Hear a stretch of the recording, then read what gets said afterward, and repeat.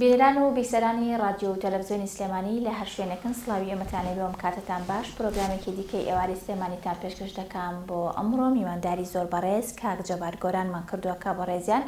وتەبێژی بازاری دۆلارەکان لە هەمان کادا قوتابی دکتۆران لە کارگێڕی دارایی قسە باسەکەین لەسەر بادینارکردنی بازارەکانی عێراق. ئەوەشمان بیر نەچێ ئەم پرۆگرامە بە سپۆنسەری سەرەکی هەویری دیدانی فلۆرەداین پێشکەش دەکرێت.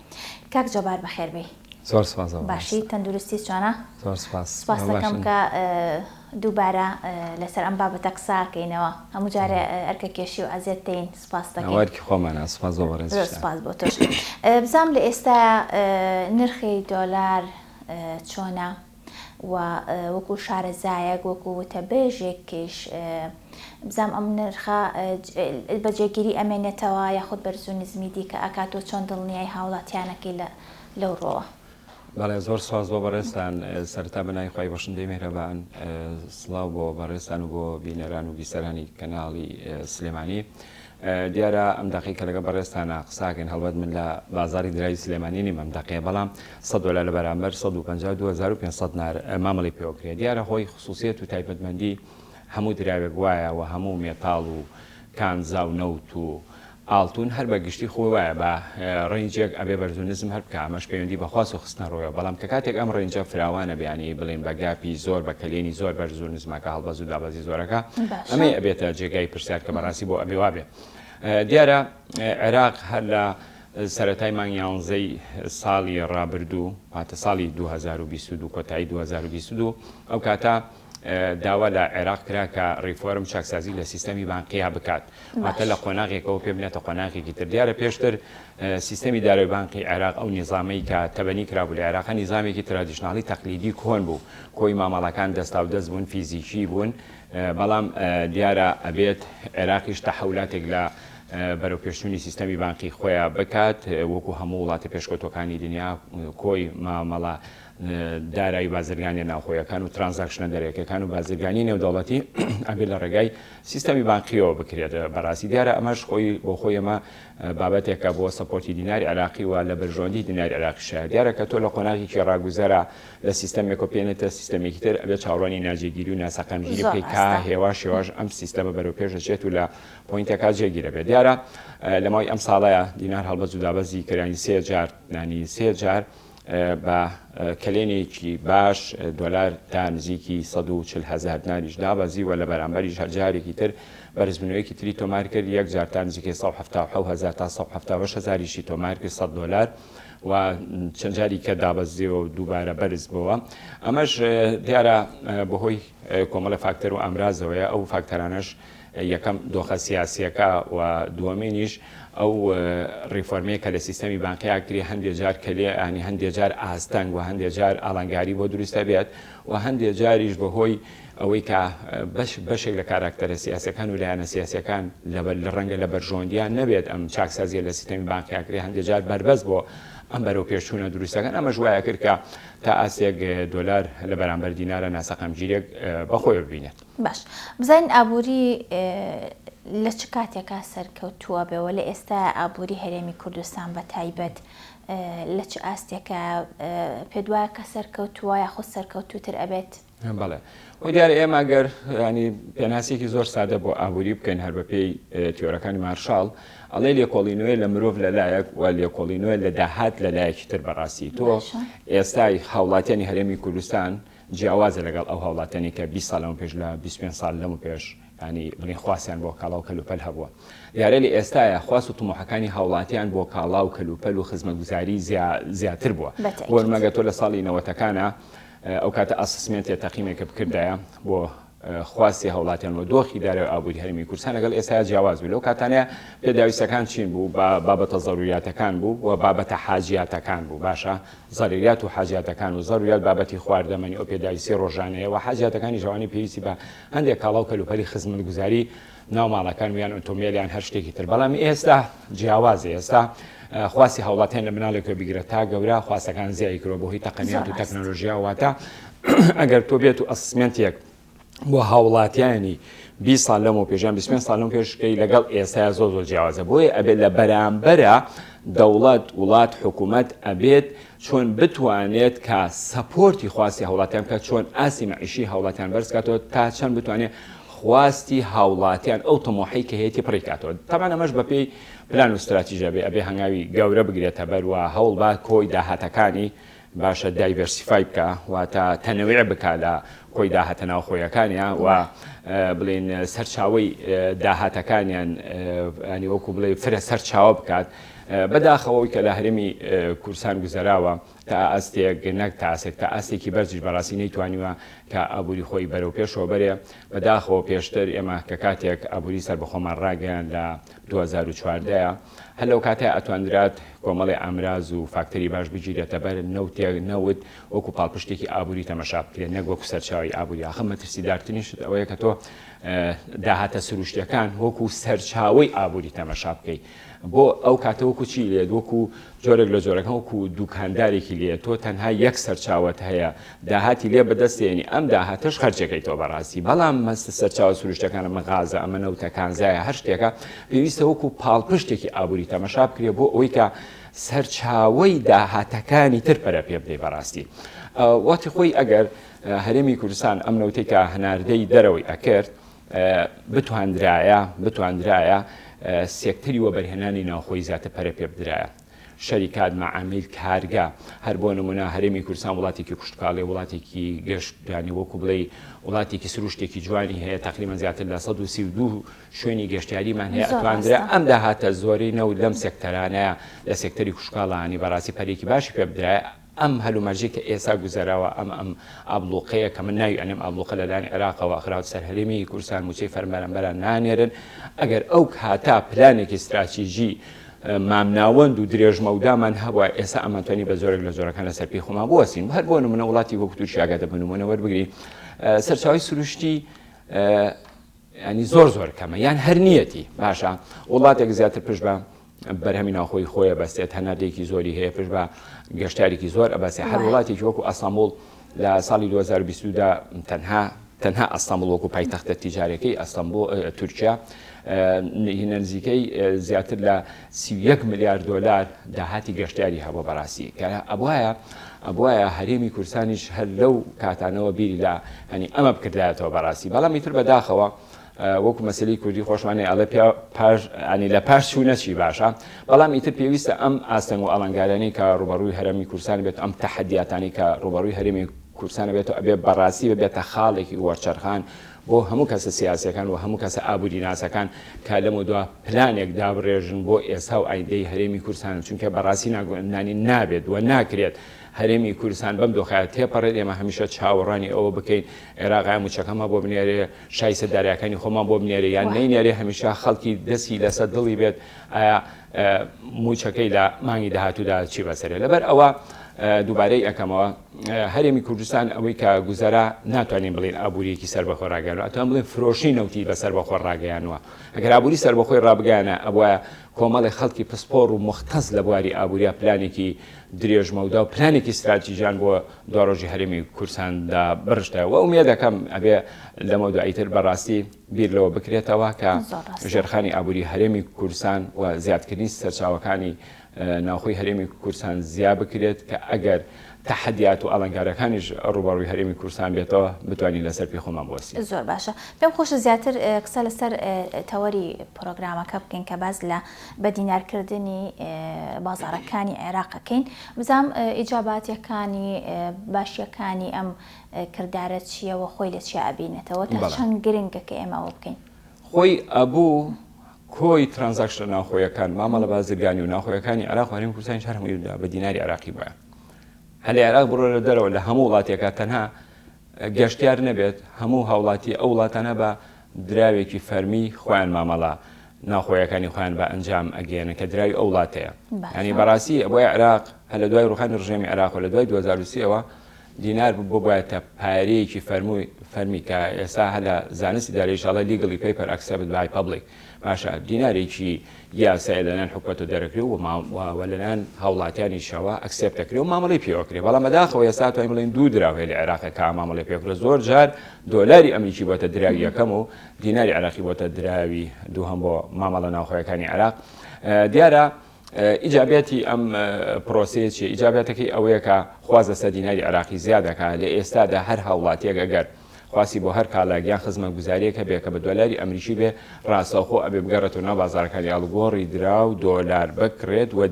دینار بخاتە ڕوو دۆلار بەدەست بێنێ بۆ کڕینی ئەو کاڵاو کەلوپەلەیەکی هێتی بەڵام کە کاتێک ئەم مامەڵانەکرا بە دیناری عێراقی ئەو کاتە بە پێچەوانەوە خوازە سە دیناری عێراقی زۆر بێتەوە گەر هاوڵاتیەک $1000 لە گیرفانیا بێ بەڵام قیستێکی خان و بەرەی لەسەر بێت ناسەر ئەبێ بێت ناو بازارە دۆلارەکەی بۆ ڕەبیکە بە دینار و دینارەکە قیستی خان و بەرەکەی خۆی پێ بکەوە تا ئەمە چیمان پێڵەمە کەواتە پێمانەڵێ کە خوازە سەر دیناری عێراقی زیاکە لە بەرامبەر خوازە سەر دۆلاری ئەمریکی کەمە بێتەوە ئەمە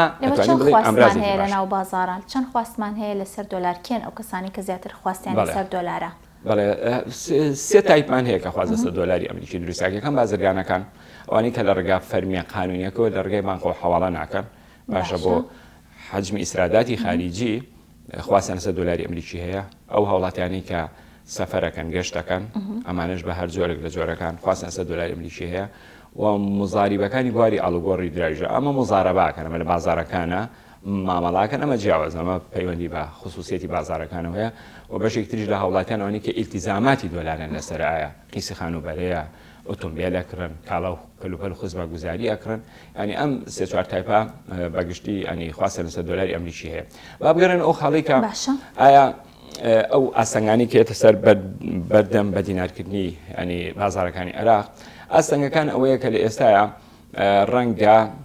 بڵین تا ئاستێک قورس بێ بڵین لە ماوەی فترەیەکی زەمەنی معەنی کەمە کە کۆی هەموو مامەڵەکان کرێت بە دیناری عێراقی لەبەر ئەوەی لە ئێستاە تا ئاستێک قورسە مامەڵەکردن بە دیناری عێراقی بە تایبەتی مامەڵە قەبارە گەورەکان بۆ منە کڕینی ئۆتۆمبیل کڕینی خان و شوقا قیستی شوق و خانوبەرە بەڵام قیسی شوقە بە هەر حاڵ بەڵام بۆ هەندێ مامەڵەی قەبارە گەورەکان بەڕاستی قورس ئێستا بۆ ئەگەر بەڕێز بچی لە یەکێک لە پێشانگەکانی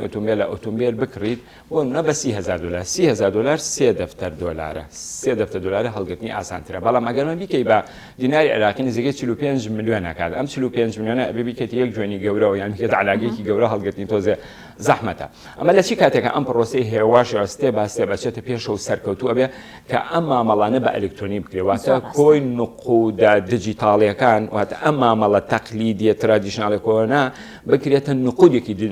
ینی دیجیتاڵی واتە هەمووی بکرێت بە کارتی ئەلکترۆنی تۆ لە باتەوەی کە پارەکە بەکاش لە دەستا بێت بەڵکو لە ناو کارتە ئەلکترۆنەکە دابێت ئەو کاتە زۆر ئاسانترە بێت هەر کاتێ مامەڵەیەکەکەی هەژمارێکی تایبەتی خۆت هەیە ئەکاون نەمبەرێکت هەیە لە ڕێگای ترانزاکشنەکەی خۆتەوە پارەکە تەحویلەکەیتە سەر حسابەکەیان ئەو پارەکە تەحویلە کاتە سەر حسابەکەیتەوە بۆیە هەتا ئەم پرۆسەیە زیاتر بچێتە پێشەوە زیاتر تەکید و جدیت لەسەر بە ئەلکترۆنیکردنی بازارەکان بکرێت بەقەدەر ئەوەش ئەتواندرێت بە دینارکردنی عێراقی هەنگاو بە هەنگاو بچێتە پێشەوە ئەتوانین بڵێن ئێستا ئەمە ئاستەنگیەکە کە دروستە بێت و دووەمینیش متمانەی هاوڵاتیان بە دیناری عێراقی بەڕاستی کە ڕەنگە بۆ ئێستا بۆم هەلومەرج ئێستا تۆزێ قورسێ ناڵم زۆر بەڵام تۆزێ قورس بێت خەڵک هێواشەوەش هەموو پارەکانی ئەوانی کە لە بواری سەیڤین ئەوانی کە خەزیان کردووە لە ماڵەوە بێن پارەکانە پێن بە دیناری عێراقی ترخۆی کە ئەڵەی احتیاطاتی نەقدی هەر لە دنیاە بۆتە احتیاطاتێکی نەقدی لە ڕووی دۆلیەوە ئێستا زۆربەی زۆری وڵاتان زیاتر لە 110 وڵات لە عالەمە احتیاطاتی نەقدی دۆلاری ئەمریکیە لەبەرەوە هەر هەوڵاتێکیش کە کاتێ پارە سەیڤەکە خەزنەکە بە دۆلاری ئەمریکی خەزنێکە بەڕاستی یان بە زێر خەزنێکە بەڵام ئەکسەرێتی بە دۆلاری ئەمریکی لەبەرەوە ئەمەش دەتوانین بڵین بربەستێکی بچووکە ناڵم زۆر بەڵام بربەستێکە تقریبا بەڵام من پێم وایە هەر بە ئەلکترۆنیکردنی ترانزاکشن ناوخۆیەکان و ئەو هەنگاوانەی کە بانکی مرکزی ئەگرێتە بەر بۆ بە دینارکردن ئیتر هێواشەوەش ینی ئەچێتە پێشەوە من لە چەندین بەرنامەیە باسی وەم کردووە کە ئەمە پرۆسەیەکە هەنگاوی ئەوێت باش ئیجراعاتی توندی ئەوێت و دڵسۆزیشی ئەوێ بەڕاستی هەنگاو بە هەنگاو ئەچێتە پێشەوە بەڵام ئەوە نییە پرۆسەیەک نییە تۆ بتوانین لە 24 ساعتە فەرزیکەی لەسەر هەموو سێکتەرە ناوخۆیەکانی عێراق لەوانەیە ڕەنگە چەند مانگێکی بچێت لەوانەیە نزیکەی ساڵێکی پێ بچێت بەڵام گرنگ ئەوەیە ئایا بانکی مرکزی و لایەنی پەیوەندیدار لە حکوومەتی عێراقی تا چەند جدین لەسەر ئەم پرۆسەیە. باش باسیەوەت کرد کە گرنگە خەڵک بەتایبەت ئەو کەسانی کە کاری بازرگانیەکەن هەژمارێکی تایبەت بە خۆیان هەبێ لە بانکەکانە زیاتر مامەڵە بکەن. بزانم تۆ بە حکومەوەی کە بەڕێستان چەند ساڵێکە وتەبێژی بازاری دۆلارەکان و لەگەڵ چەند کۆمپانیایەکە بۆ نمونە کاری بازرگانی ئەەکەن بزانم تا چەند خەڵک لە ئێستای گرنگی بەوەیە کە هەژمارێکی تایبەت بە خۆی هەبێ و تا چەند سیقە گەڕاوەتەوە بۆ بانکەکان چونکە ماوەی پێش ئێستانی لە ڕابردووە کێشەکە لەوە بوو کە هاوڵاتی زۆر سیقەی بە بانکەکان نەبوو زۆر سیقەی بەو هەژمارانە نەبوو لە ئێستای مامەڵی خەڵک چۆن ئەبێنی و تا چەند مەسەن ئەو سیقەیە گەڕاوەتەوە. بانکی مرکزی هەنگاوێکی زۆر باشی گرتوێتە بەر کە کلێنێکی هەر هەڵبەت هەنگاوەکە بۆ هاوڵاتیان باش نییە بەڵام بۆ خودی خۆی بۆ بەرەو پێشبردننی پرۆسی سیستەمی بانکی زۆر باشە کلێنێکی لە نێوان سعری سەرف و لە نێوان سعری بازاڕەکانی هێشتێتەوە. بانکی مرکزی نرخی دۆلاری لە 132,000 نارە جێگیر کردەوە لە قانونی موازنی عێراقیشا هەر بە 132 جێگیر کراوە بەڵام لە بازاری موازی بازاری ئاڵوگۆڕی دراو کلێنێکی گاپێکی زۆر هەیە فەرقێکی زۆر هەیە. ئەمە وای کردووە کە وەکو ئۆپشنێک بیخاتە بەردەمی بازرگان وەکو ئۆپشنێک بیخاتە بەردەمی هاوڵاتیان کە بیانەوێت هەژمار لە بانقا دروستکەن بۆی کە دۆلارم بە نرخی هەرزان دەست بکەوێت ئەگەر لەم هەلومەرجی ئێستاە ئەگەر سعری سەرف بۆ لەگەڵ سعری بازاڕەکانە هاوتەری بایەتەوە باوەڕە هەبێ هیچ هاوڵاتێک و هیچ بازرگانێک ڕووی نائەکردا بانکەکان و سابانکی بکاتەوە لە ڕێگەی بانکەکان و دۆلار بەدەستبێنێت و حواڵەی دەروی عێراق بکات بۆ هاوردەکردنی کاڵا و کەلوپەر. بەڵام ئێستا ئەم کلێنەی کە هەیە بانکی مرکزی پێ دەڵێ فەرموو ئەگەر تۆ دۆلار دەوێت بە نرخی هەرزان بڕۆ ژمارە حساب بکارەوە باشە بزنس ئەکاونت دەخیتەوە پرایڤت ئەکاونت دەکەیتەوە هەر شتێکەکەیتەوە مهمە تۆ دیناری عێراقی ئیداعکە ئێمە دۆلار بە 132 ئەینە بۆ دەرەوە بۆ تەحویلەکەن. ئەمە وای کردووە بازرگانیش ناچێت لە بازارە دۆلار بە 150,000 نار بکرێت لە کاتێکا بانکی مرکزی دۆلاری بە 132,000 هاتیە کەواتە بە ناچاری ئەمە وای کردووە کە زۆربەی زۆری بازرگانەکان دەکەێسا هەر دەبپی هەموو داتاکان نزیکەی لە 180 بازرگانەکان ێسا ڕویان کردوتە بانکەکان بۆ لەبەرەوەی لە بانکە دۆلاری بە نرخی هەرزان دەسەکەوێت. ئەمە وای کردووە هەنگاوێکی زۆر باشە بەڕاستی باشترین هەنگاوە و من ئومێدیژەکەم و داواکاریشم لە بانکی مرکزی ئیش لەسەرەوە بکەن ئیتر هاوڵاتیانیش یواش حساب بکەنەوە لە بانکەکانە کارتی ئەلکترۆنی بەدەستبێنن بەڕاستی ئەم مامەڵە فیزیکیە با ئیتر نەمێنێ ینی هەر بەڕاستی لە ڕووی تەندروستیەوە لە ڕووی سەیفتیەوە کە پارەکەت کامیشە ئەنی لە گرفان تا ئەچی مامەڵی هەر کاڵایەکەی ئەبێ پارە بژمێری تو بدەیت ئەنی هەمە لە وڵاتان شتی نەما ئاشتی وان نەماوە ێستا هەر بۆ نمونە لە ئێران هەر لە ئێران بڕۆ تەنانەت ئەگەر بچی لای میوە فرۆشیەک 1 کیلۆ میوە بکڕی دەستگاکی ئایتێمی بچووک لە بەردەساتی کارتەکە لێیت و سریال نەمبەرەکە لێیت و پارەکەت ئەنی ئەتوانی هینا بدەی بە کەسی بەرامبەر بەڕاستی ئەبێ ئەم وڵاتی ئێمەژانی بەڕاستی وای دەبێت و ئەتوانم بڵێم لە ئێستا بانکی مرکزی هەنگاوی زۆر باشی ناوە بەرەو پێشچوونی باشی بەخۆیەوە بینەوە ئەتوانە بڵێ ئینجازێکی گەورەشە بۆ بانکی مرکزی کە بتوانێت لە ماوەی ساڵێکە لە 180 بازرگانەکان ڕوو لە بانکەکان کەن و لە بانکەکانەوە دۆلاری ئەمریکی بەدەستبێنن بۆ حواڵەی خارجی لەبەر ئەوە ئەوەی کاشیش بە هەمان شێوە گرنگێکی زۆری هەیە کە گۆران بۆ حواڵە و کاشیش بە هەمان شێوە بە دیناری عێراقی بێ بە هەمان شێوە ئەو گرنگی خۆی ئەبێت وە کاش مەبەست بازاری ناوخۆی کاش ئەزانی چۆنە تۆ هیچ هاوڵاتێک ناتوانێت کاشی دۆلار بەدەست بەتایبەت بۆ بازرگانەکان بەڵێ تەمان بۆ بازرگانەکان تەنها دوو تایب لە هاوڵاتیانی عێراق و هەرێمی کوردستان ئەتوانن دۆلار بە کاش بەدەستبێنن ئەوانن کە بازرگانن ئەمانش لە ڕێگەی مەناسی ئەلکترۆنی و حواڵە بە ئەنجامەگەیەنن دۆلار بەدەستێن و حواڵەکەن و دووەم ئەو هاوڵاتیانن کە گەشت دەکەن سەفەرەکەن بۆ دەروی عێراق بۆ هەر بابەتێ بۆ حەجە بۆ عومرەیە بۆ خوێندنە نەخۆشیە بۆ هەر بابەتێکە کە سەفەرەکەن دۆکۆمنتەکانیان تەسلیمی یەکێک لە منفەزەکانیان بانکەکانەکەن 3000 دلاران پێ ئەدی لەسە هەر بۆ نمونە لە 72 ساعتی ڕابردووە بانکی ڕەشی ڕایگەیان کە ئەتوانێت لە ڕێگای پلاتفۆرمێکەوە ئەو فۆرمێکە پڕی بکەنەوە تکتە فیزێ هەر شتێکە ئەو دۆکۆمنتانی خۆت لەو فۆرمەیە پڕەکەیتەوە لە ڕێگای فڕۆکەخانەی بەهاو ئەتوانی 3000 دلار بەدەستبێنی بەکەش بزانم کاک جەبار کۆتا پرسیارم بزانم بەڕێستان وەکو تەبێژی بازاری دۆلارەکە وەکو کەسێکی شارەزا لە کارگەڕی داراییە بزانم تا چۆن دڵنیەی خەڵک ئێن کە ئەمۆزع باش ئەبێ بە تایبەت بازرگانەکان و بە تایبەت ئەو کەسانی کە بۆ نمونە ئیشێکی کەم ئەکەن بە دۆلارەوە ینی خۆت باست کرد بە درێژایی پرۆگرامەکە کە بەرزونزمێکی زۆری بەخۆی بینی لە ماوەی ڕابردووە تا چۆن ینی دڵنایی خەڵک ئێن کە ئەم وەزع باش ئەبێت وەڵی ئەبێ گەشتبین بین و من پێشم وایە داهاتووی دینار گەشتبینی پێوە دیارە و دینار بەهێزە و لە داهاتوە بەهێزتری ژەبێت چونکە ئێمە ئەسسمنتێک بۆ ئەم ساڵەی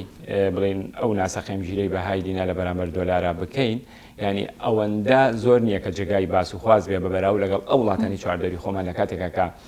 تورکیا وڵاتێکی بەهێزە ینی تەنانەت بودجەی ساڵانەی نزیکەی 700 ملیار دۆلارە وەکو وڵاتێکی خاوەنی اقتصادی زەبەلاح بەڵام ئەگەر سەری بەهای دراوەکەی کەی لە بەرامبەر دۆلاری ئەمریکیە ڕوبەڕووی شۆکێکی زۆر گەورە بۆتەوە ئۆتمەنی ئێرانی ئەوە لیرەی لوبنانی لیرەی سووری هەنی هەندێک لە وڵاتەکانی ناوچەکە بەهای دراوەکان زۆر ناسەخامگیرەوە بە تاوەتی بەهای خۆشی لە دەزاوە لە بەرامبەر دۆلاری ئەمریکیە ئەمەی کە ئێستا لە عێراقا هەیە من پێم واشی ئەبینم کە لە داهاتوە دینار زیاتریش بەهێز بێتەوە ئیستیقراریەتی باشتر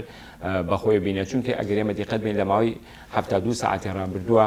ینی گۆڕانکاریی خێرا لە عێراق دروست بوو هێرشێک لەلایەن ئەمریکەکانەوە کرا سەر بارگاکی حەشی شعبی و کاروانی ئۆتۆمبیلەکان یەکێک لە بەرپرسەکانی حەشی شعبی بەڵام نەیتوانی ینی بەهای دینار ڕوبەڕووی شۆکێکی گەورە بکاتەوە لە بەرامبەر دۆلاری ئەمریکانی نەیتوانی دۆلار زۆر بەرز کاتەوە تەنها 1000 دینار لە بەرامبەر دیناری عراقی هابەرز بۆ دۆلاری ئەمریکی بەڵام دوایەوە هەر ئەمڕۆکە بینیمان ئەو 1000 دینارش ئەنی دابەزیەوە ئەمە پێمانەڵێ کە ناسەقامگیرە سیاسیەکەش زۆر تەئسیراتێکی ئەوتۆی لەسەر قۆی شرایی دیناری عراقی دروست نەکرەوە بۆچی لەبەرەوەی عێراق لە ڕووی ستراکچەر و لە ڕووی هەیکەلێتەوە بەرژەوەندی استراتیژی لەگەڵ ئەمریکا هەیە بەڵام لە دەرەوەی سیستەمی سیاسی حکومڕانی عێراق ینی وەک بڵێ حکومەتێکی تری حکومەتێکی نافەرمی هەیە کە ئەمانە زیاتر گروپە چەکدار و گروپە وەلایەکانن کە ئەمانە زۆرجار ئەبنە هۆکاری ناسەقامگیری لە عێراقا بەڵام ئەمانە مەحسوب نین لەسەر حکومەتی عێراق لەسەر حکومەتەکەی سۆدانی بەڕاستی بۆیە ئەمە وای کردووە کە هەندێک جار ئەم ناسەقامگیرە ناجێگیریش دروست ئەبێت تەئسیرات هەم لەسەر دۆخە سیاسیەکە لە ڕووی هەیکەلێتی حکومەتەوە دروست نەکە و تەئسیراتیش لەسەر ئەنی بەهای دیناری عراقی دروست نەکە ئەوەی کە بینیمان لە 72 ساعتی ڕابردووە هێرشێکی گەورەکرا لە ناو دڵی بەغدایە کە پایتەختی عێراقا ئەو هێرشەکرا بەڕاستی ترسێک و نیگەرانێکی زۆری دروست کرد بەڵام لەگەڵ ئەوەشە مەترسێکە ئەوەندە نەبوو کە بەهای دیناری عراقی لە بەرامبەر دۆلارە ڕوبەڕووی شۆکێکی گەورە بکاتەوە ئەمە لە ڕۆ سیاسیەکەەوە لە ڕۆ ئابوووریەکەەوە گەسەریکەن ڕاستە عێراق وڵاتێکە ئابوووریەکی بەهێز نییە باشە ئابوووریەکی پاشکۆی هەیە ینی بڵین ئابوووریەکەی لە یەک سێکتەرە ئەتوانین بڵین ئابوووریەکی گەشتە سندووە بەڵام ئابوووریەکەی عێراق ئابوووریەکی پەرەسەندوو نییە جا پەرەسەندوو لەگەڵ گەشتە سندووە جیاوازەکەی چیە گەشتە سندوو ئەوەیە کە تۆ لە سێکتەرێکە داهاتەکەی خۆت زیابکەی وەکو نەوت ئێستا عێراق خاوەنی نەوتێکی زۆرە هەناردی زۆرە مانگانە نزیکەی 4 میلیۆن بەرمیل 3 میلیۆن 500 بەرمیل نەوت هەناردەی دەرەوە کامەژوای کرد کە احتیاطاتی نەقدی لە بانکی مرکزی زۆر زیاب کاتوانین بڵێن مە سەپۆرت و پاڵپشتێکی باشە هەم بۆ ئابوووریەکەی و هەم بۆ بەهای دراوەکەشی بەڵام لەبەروی ئابوووریەکی عێراق ئابوووریەکی فرە سەرچاوە نیە تەنها پشت بە یەک داهاتە بەستێ ئەویش نەوتە ناتوانین بەم ئابووری عێراق بڵین ئابوووریەکی وەکو بڵین پەرەسەند و پەرە پێدراو بۆیە لە هەر کاتێکە کە نرخی نەوت گۆڕانکاری بەسەر بێ بەرزونیزمی زۆر بکات بەقەدر ئەوش تەئسیراتی لەسەر ناسەقامگیری ئابووری عێراقیش ینی دروستەکە بەڵام لەگەڵ ئەوەشا کە ئابوووریەکی بەهێز نییە بەڵام توانیوێتی تا ئاستێک بانکی مرکزی بەهای دیناری عێراقی ئەنی لە بەرامبەر دۆلارە جێگیرکە بەڵام ئەو پلانانی کە ئێمە بینی وەکو خوێندنەوەن بۆ دۆخی سیاسی و ئابووری عێراق ینی ئەیبینین لە هەنگاو راوە پلانی گەورەی گیراوەتە بەرکە سەرچاوی داهاتەکانی عێراق زیاد بکرێت و وەکو پەرەیەکی زیاتر بە سێکتەری وەبەرهێنانی ناوخۆیی بدرێت بەرهەمی ناوخۆی زیاد بکرێت GDP زیاد بکرێت گرۆس دۆمستیک پرۆدەکت ئەمانە زیاد بکرێت کە ئەمە ئەبێتە پاڵپشتێکی زۆر باش بۆ ژێرخانی ئابووری عێراق و ئابووری عێراق زیاتر پەرە هەنی پێ بدرێت بۆیە ئەگەرم ئەو خاڵی لەگەڵ ئەوەشا کە عێراق تەنها یەک سەرچاوی هێویش کە ئیرادەتی نەوتیە توانیوێتی بەهای دیناری عێراقی بەبەراو لەگەڵ ئەم وڵاتانی چواردەورە تا ئاستێک سەقاندیر بکە، من ناتوانم بڵێم ئینجازێکی گەورەیە وەیە کە ئەو ڕێوشێن و هەنگاوانەی کە ئەبینین هەم لەسەر ئاسی ئەنجومەنی وەزیرانی عێراق و هەم لەسەر بانکی مرکزی عێراقیش پێمان ئەڵێ کە ینی ڕوئیامان بۆ داهاتووی دیناری عێراقی گەشتبینی پێوە دیارەوە واژ ئەبینم کە بەهای دیناری عێراقی زیاتریش بەرز ببێتەوە بە شەرتێک ئەگەر دۆخی ناوچەکە لە ڕووی سیاسی و لە ڕووی عەسکەریەوە تێک نەچێت ئەنی ڕەنگە دیناری عێراقی مانی بەهێزبوونی زیاتریش تۆمارکە و مانی بەڵام مانای ئەوە ناگەێنێ کە ئەڵێن دۆلار دینار لە بەرامبەر دۆلار بەرز بێتوی تر لە پۆینتەکە بەتاوەتی جێگیرە بێت ئەبێ هەمیشە چاوەڕوانی هەڵبەز و دابەز بکەیت لە هەموو دراوەکانە لە هەموو دراوەکانی دنیا وایە سەوە یۆروێ ئەو پاوەنە ئەوە یەنی یابانیە ئەوە هەموو یانی تەنانەت زێڕ ئێستا هەر بۆ نمونە نرخی زێر لە بازاڕەکانی فۆرێکس و بازاڕە دارایەکانی جیهانە هەر لە ماوەی ئەم یەک دوو هەفتەیە بە ڕێنجێکی زۆر بەڕاستی بەرز و نزمی کرد ئەمان پەیوەندی بە خواست و خستنەڕۆیە بەڵام ئەوە ینی ئینجازەکە ئەوەیە کە بتوانیت تۆ لە کلێنێکە لە گاپێکا جێگیری بکەی واتە لە بازنەیەکە جێگیر ببێ بۆ نە ئەگەر هەفتانە بە نزیکەی 1500 ناریش بەرز و نزم کە ئەمە زۆر تەسیری نییە بەڵام کێشەکە لەوەدایە کە بە کلێنێک بە ڕەنجێکی زۆر ئەنی بەرز و نزگا کە من ئومێ دەکەم داهاتۆ بەپی ئەو پلان و ڕێکار و هەنگاوانی کە بانکی مرکزی ئەگرێتە بەر ئەنی ڕەنگە ئەوە ببینین کە دینا لە بەرامبەر دۆلارە تا ئەسێک جێگیر بوونەوە بەخۆی بینین. دەستە خۆش بێ زۆر سوپاس کاک جەبار ئەمڕۆمان دوومان کردی سوپاس بۆ ڕێنمایی و بۆ زانیاریەکانت